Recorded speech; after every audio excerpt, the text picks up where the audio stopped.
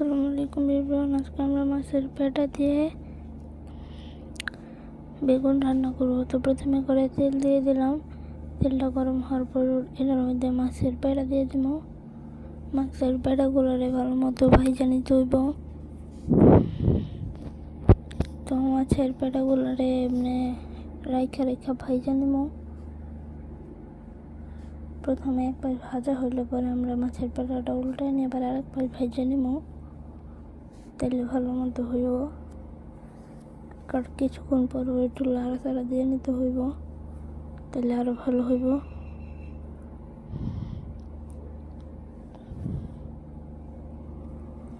যেভাবে যেন লাইগা না যায় এটার দিকেও খেয়াল রাখতে হবে।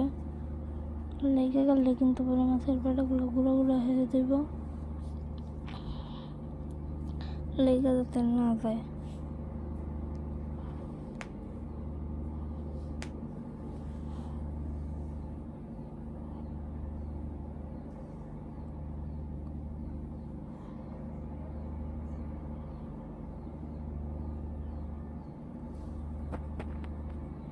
মাছের পেটাগুলো হয়ে গেছে, এখন এটা নামাই নিব একটা বাটিতে।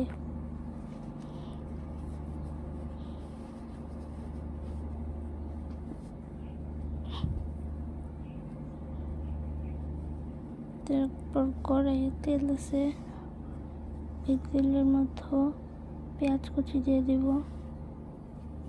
কাঁচামরিচ কুচি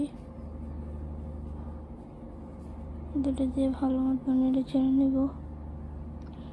ভালো মতো নেড়ে চেড়ে নিতে হবে।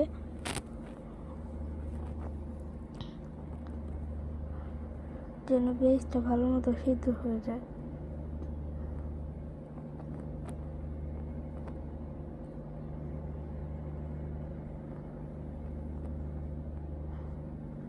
কিছুক্ষণ পর পর এভাবে নাড়া দিয়ে নিতে হবে।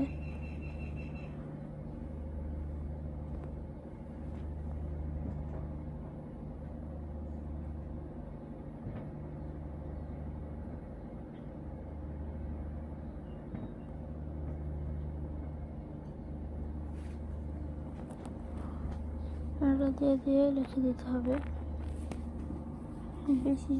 বেশি নাড়া দিলে তাহলে তাড়াতাড়ি হয়ে যাবে। এরপর আমরা লবণ দিয়ে দিব যেন তাড়াতাড়ি সিদ্ধ হয়ে যায় মরিচগুলো। লবণে কিন্তু মরিচগুলো পেঁয়াজগুলো তাড়াতাড়ি সিদ্ধ হয়ে যায়, সেই জন্য আমরা লবণ দিয়ে দিব।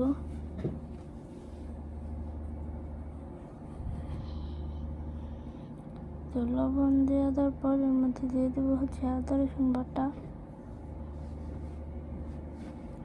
বাটা দিয়ে দেওয়ার পর এর মধ্যে মরিচের গুঁড়া দিয়ে দিব। এরপর হলুদের গুঁড়া, তারপর দিব ধনিয়ার গুঁড়া। এরপর ভালো মতো নাড়াচাড়া দিয়ে নিব।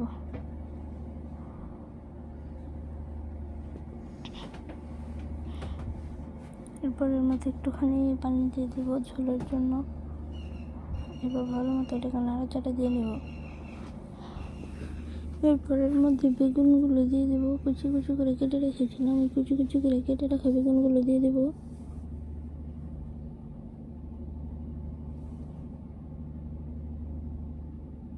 বেগুনগুলো দিয়ে একটু নাড়াচাড়া দেওয়ার পর এর মধ্যে মাছের পেটাগুলো দিয়ে দেবো। দিয়ে ভালো মতো নেড়ে ছেড়ে নেব।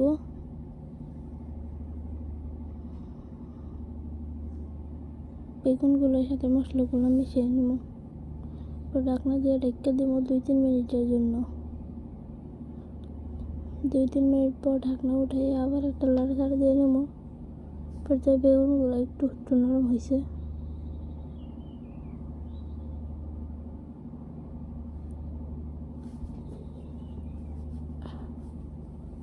আবার ঢাকনা দিয়ে ঢেকে দেবো। এবার ঢাকনা হলো 5 মিনিটের জন্য।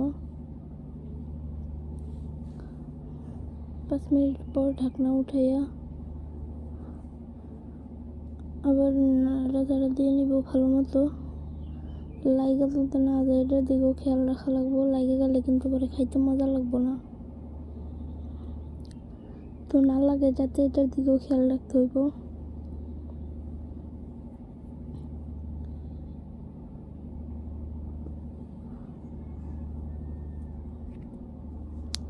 বেগুনগুলো দেখতেছিলাম যে ভালো মতো সিদ্ধ হয়েছে নাকি নরম হয়েছে নাকি।